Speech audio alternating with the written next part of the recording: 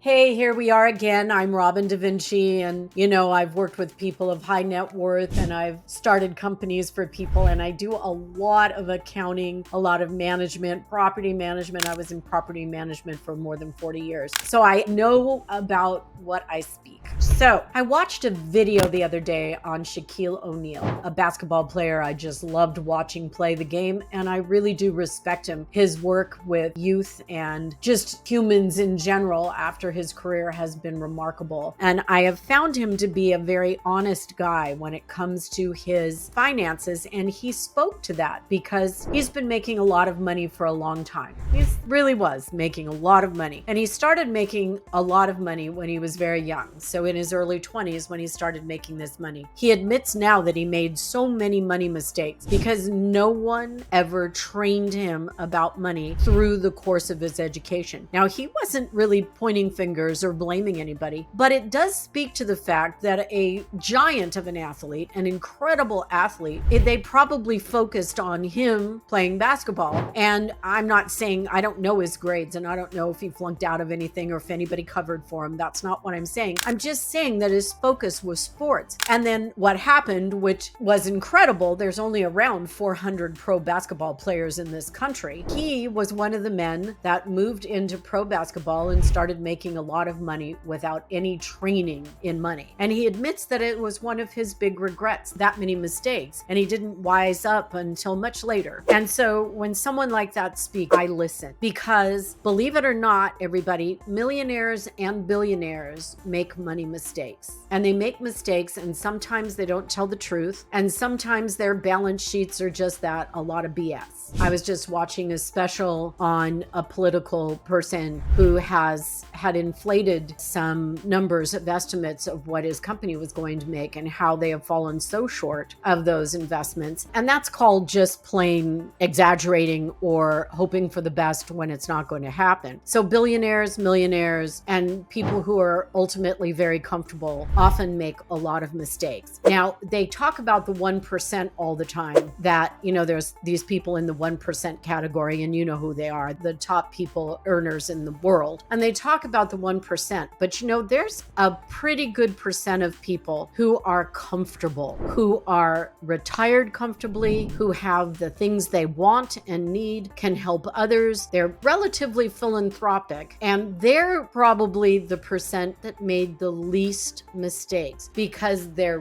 wealth or their growth in wealth was very measured. Now, I use the word measured because becoming wealthy, unless someone dies and just gives you all their wealth and you haven't worked for it, you make mistakes all the way along in your money travels. In your money life, you make mistakes. But when you are making measured mistakes and taking measured risks, you usually end up on the other side safer than those who were flagrantly irresponsible or took bigger risks. I remember when someone asked me about my 401k, and I have a small one that as a business owner, I didn't get to put a lot into that 401k. But they said to me, hey, you're this age. You should do something less risky with your money. I said, you're right. And yet I had employees that were in their 20s, and they said, you're allowed to take bigger risks because you have more time to make it up than your boss who's much older. And it made a lot of sense to me. And so then they sat down with me and said, what kind of 401k do you want? And of course, at that point, I wasn't sure what kind there was because I had been working for myself and I had just put this program into place. Well, you can have a Roth 401k or another kind of 401k. And I said, what's a Roth 401k? And they said, you pay the tax on the money before it goes in.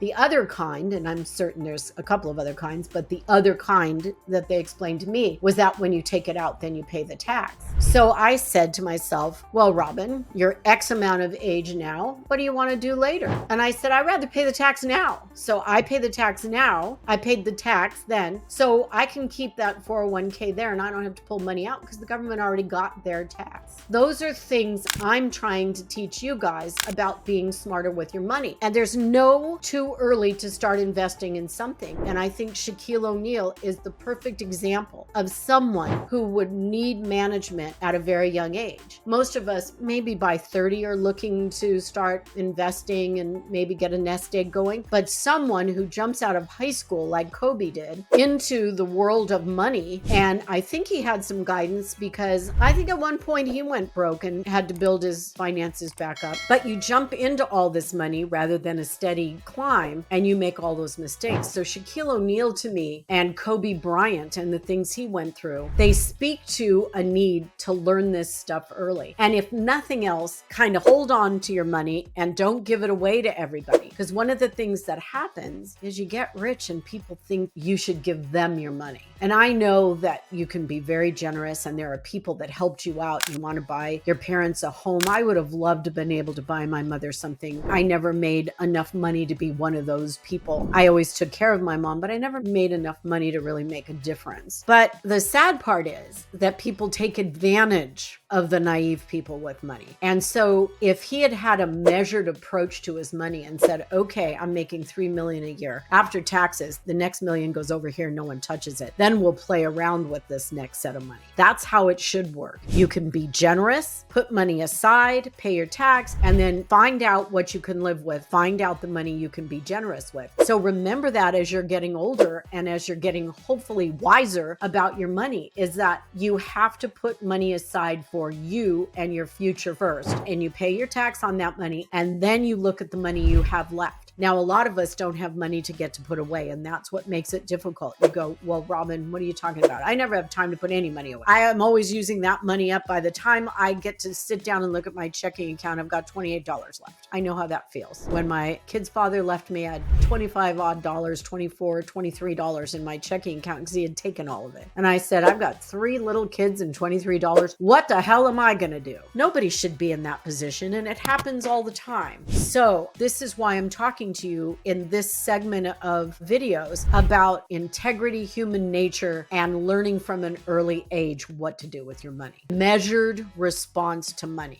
Do I have the money to do this? No. My measured response is I'd like to do that, but I cannot. You have a little bit more money, put some away, then your measured response. Okay, I've put some money away. Now I've got this left. I can go do that and still pay all my bills, but I did something with that money. You can look at the stock market. I tried to get an advisor to help me, and he said, oh, we don't take anybody unless they have a $500,000 first. And I went, okay, $500,000. I'm quite short on that amount. So that'll intimidate you to do nothing? No, still do something. Get a savings account, and if it just means putting $15 a week in it, just so you get used to doing that, do it. Because I'm telling you, Shaquille O'Neal is a perfect example of someone who jumped out of the fire. What is that? Out of the frying pan into the fire with his money. And I'm sure there were people all over the place saying, you know, you owe me, give that to me, help me, you've got stuff, I don't have stuff. And before he knew it, he was in money problems, even though he was making all that money. I love Shaq and I love Kobe, and it's not a criticism. It just shows that we haven't trained anybody all the way up to be a millionaire in their 20s. Everybody goes, well, he's got money, who cares? No, I care. We didn't train him to know what to do with success in his 20s. It's almost like we train people to be somewhat successful in their 30s, but we never hit the ground running so that the 20-year-olds can be successful. Build it from when you're a kid to your teen years, but let's prepare those 20-somethings to be successful in their decade instead of waiting for them to crawl out of their mistakes and somehow figure it out in their 30s. Let's stop the nonsense and take Shaquille O'Neal as an example of what we shouldn't be doing when it comes to kids and money. We need to train them. We need to teach them. We need to reverse our thoughts on money, and we stop having to be angry about people who have more than us. I'm happy there are millionaires and billionaires. I just think we've got our heads screwed on wrong about what we should be doing to be comfortable in our money